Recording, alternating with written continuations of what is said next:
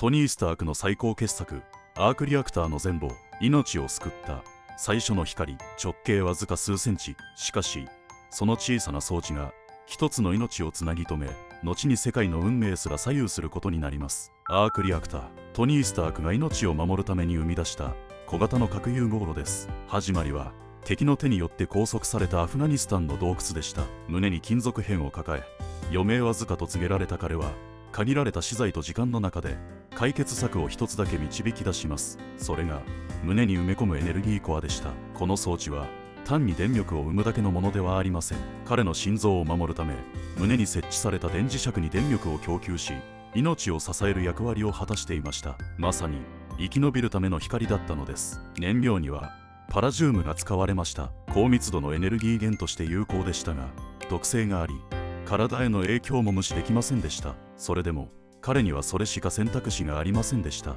この初期型アークリアクターは後に理論出力3ギガジュールと見積もられます。都市全体を丸ごと稼働させられるほどの規模です。しかも手のひらに乗るサイズで安定稼働を実現していました。構造は非常に洗練されており、内部には超高温のプラズマが存在します。このプラズマは磁場によって宙に浮かされ、外壁に触れることなく閉じ込められています。これは現実の核融合炉でも未解決の課題です。わずか数センチの装置が未知の技術によって安定した核融合を成立させている。その事実こそがアークリアクターの異常なまでの完成度を物語っています。トニー・スタークは科学で死を乗り越えました。命の灯火を自らの手で作り出したのです。それが後に彼の全てを動かす心臓となっていきます。毒と限界、そして進化。初期のアークリアクターは命を救いました。けれどそれは同時に静かに命を蝕む毒でもありました。燃料に使われていたパラジウムはエネルギー密度が高く、核融合の維持には適していました。しかし体内にわずかでも漏れれば有害な金属として蓄積されていきます。トニー・スタークの体内では日々その毒素が増えていきました。彼は知っていました。このままではいずれ自分の命が再び危険にさらされること。それでもアークリアクターを止めるわけにはいきませんでした。なぜならそれは今や彼の身体の一部であり、動力でもあり、盾でもあったからです。そして彼は解決策を探します。鍵は父ハワード・スタークが残した古い設計図にありました。そこには時代を超えて伝えられた未完成の理論が書かれていました。それは未知の元素の存在を示唆するものでした。現代の周期表には存在しない。しかし正しく合成できればパラジウムを超える安定性と効率を持つ可能性がある。トニーはその合成に挑みます。シミュレーションを重ね、設備を組み直し、膨大なデータの中から一つの可能性を拾い上げます。そしてついに新たな元素の人工合成に成功します。この新元素は放射性の廃棄物を出さず、毒性もなく、長期にわたる安定出力が可能でした。アークリアクターは進化を果たします。命を支えるだけでなく、害をもたらさない理想のエネルギー源へと変わったのです。この進化によってトニー・スタークの命は伸びただけでなく、アーマーの性能も飛躍的に向上しました。より高出力、より高効率、そしてより自由な設計が可能になったのです。アークリアクターはもはや生き延びるための装置ではなくなっていました。それは彼の哲学と意志そのものを体現する未来への鍵になっていきます。夢と限界の境界線。アークリアクターは完璧なエネルギー装置に見えます。小型で安定していて、出力は巨大、燃料もほとんど不要で、廃棄物すら出さない。だがそれがどれほど現実離れしているかを知るには、今私たちが持つ技術と比較する必要があります。現在核融合の研究は世界中で進められています。その代表格がトカマク型と呼ばれる実験炉です。フランスで建設中のイーターもその一つで、巨大なドーナツ状の装置の中に1億度を超えるプラズマを閉じ込めます。この温度でしか水素同士の融合反応は起こせないからです。もう一つが日本のヘリカル型。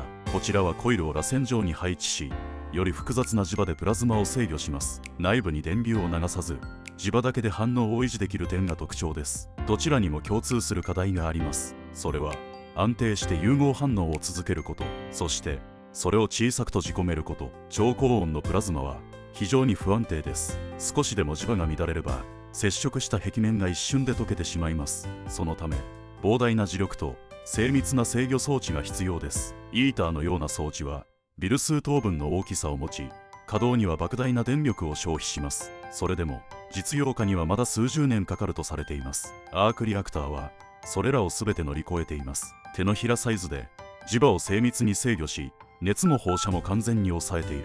この時点で現実との距離はあまりにも大きいのです。また現在の核融合研究では投入したエネルギー以上の出力を得ることもできていません。アークリアクターはそれを長時間持続的に安定させている。これは現代科学から見ればありえない技術の集合体です。ではそれは全て夢なのか。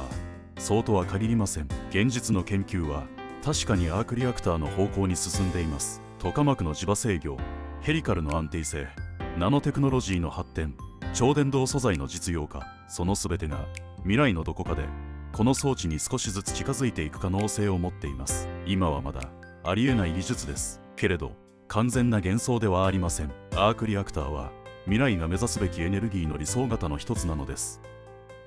心臓であり選択である。アークリアクターは彼の命を支えた装置でした。心臓の近くに埋め込まれ、金属片の侵入を防ぎながら身体の中で静かに光を灯し続けていました。しかし彼はそれを一度取り外しています。医療技術の進歩によって胸から金属片を除去できるようになり、もはやアークリアクターに頼らずとも生きていける身体に戻ったのです。本来ならそれは一区切りのはずでした。命をつなぐために必要だった装置を外した時点で物語は終わるはずだった。けれど彼は再び胸に光を戻します。アーマーを新たに設計し、スーツの動力源としてアークリアクター型の構造を選んだのです。なぜあえてそれを選んだのか、作中で明確に語られることはありません。けれどその行動には確かな意志が感じられます。彼は武器を作ることで力を得た人間です。同時にその力がもたらした破壊を誰よりも深く理解している人物でもありました。だからこそ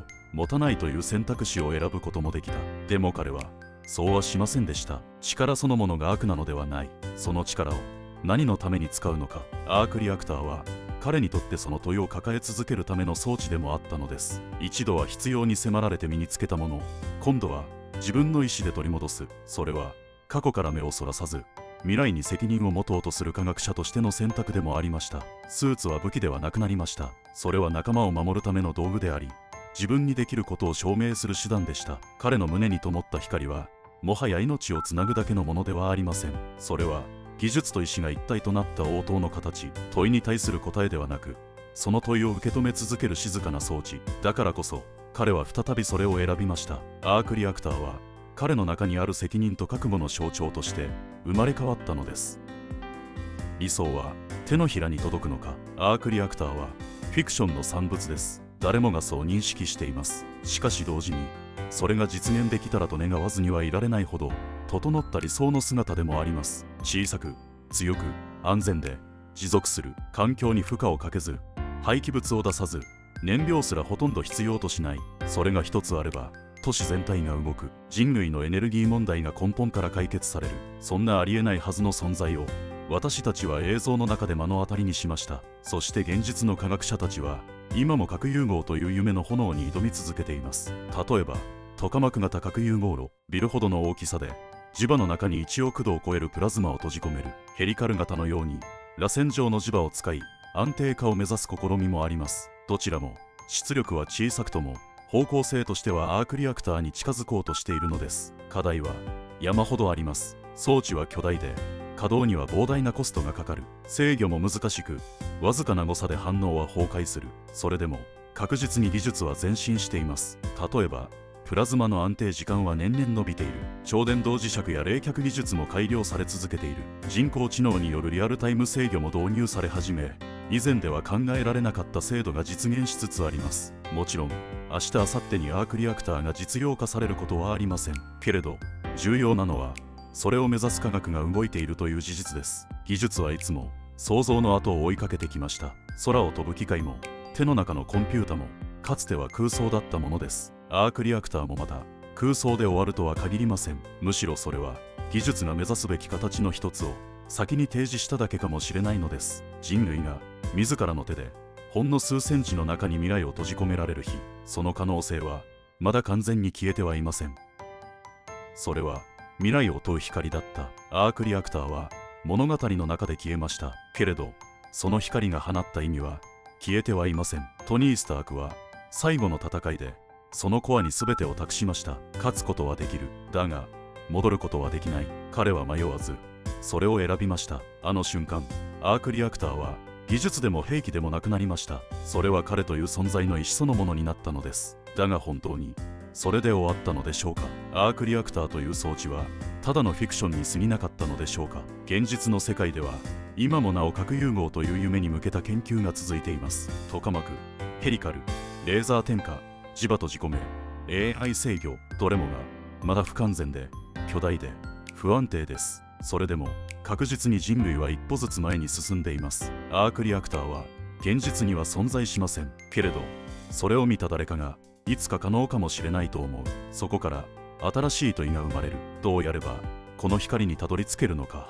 それこそがこの装置が持つ最大の価値です。技術は目的を持ちません。それをどう使うかを決めるのはいつだって人間です。トニー・スタークが示したように、力は誇るものではなく使い方を問い続けるものなのです。胸に埋め込まれたコアは最初は命をつなぐための装置でした。けれど最後には命そのものを燃やして世界を守る選択を下しました。そこに彼が歩んだ全ての答えが込められていました。アークリアクターは完成された技術ではありません。むしろ問いそのものです。この力をあなたならどう使うのか。その問いに答えられるものにしかこの光は宿らない。科学と意志が重なった時にだけこの装置は再び目を覚ますのかもしれません。